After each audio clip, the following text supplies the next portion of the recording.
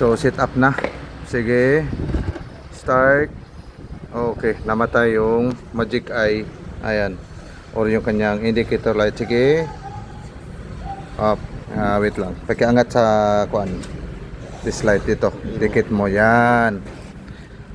Ayan, idikit mo. Ito yung indicator light sa panel board. Ito naman yung kanyang charging. Kailangan ito susupplyan ito ng battery charger source.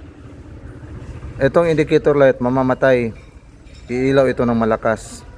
Kapag hindi yan natupad, yung sinabi natin, may problema yung IC. Pero pagka nag source ito ng charger, itong clamp na to, galing ito ng positive charger, lagyan niya nito ng ating Warrior.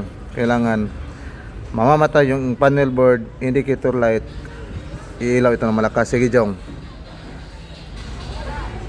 off, bitaw, lagyan mo uli. Okay, very good. So bagong bili itong IC regulator. Sige, pakitanggal na dandahan, baka masira or magka-dikit yung connection. Ito, share natin. Yan. Yan. Papakita lang natin itong IC na to, dahil ito yung IC na pinakamasila na nakilala ko. So sa color code nito, ayan o, mayroon makikita natin na puti, mayroong blue, mayroon ding pula. Yan. Yung puti, ito yung steady power. Yung pula, ito yung on off. Itong blue, ito yung papuntang relay or going ng panel board. So kapag ganitong klase, yan, dalawang kasi ang connection nito. Relay type na indicator light or direct na siya ng panel board papuntang indicator light ng panel board ng sasakyan natin. So kapag nagkamali tayo rito, ni isa lang sa kanila, ayun o, papakita natin. Ito, ganyan natin dahil pa-symbol na. So ito yung kanyang connection. Yan. Yung red, on off. Yung blue, panel board, indicator light or going to relay. So napaka-technical ng papuntang relay. So kapag auto electrician na veterano ka na, alam mo na ang connection nun kapag dumaan ng relay. So itong blue going to indicator light, hindi ito papasokan ng positive or negative. Itong puti, steady power source ito. Itong pula, on off ang ilalagay rito. Paalala ko lang dito sa blue, huwag lagyan ng source or positive or negative. Yan. Kapakita lang natin ganyan.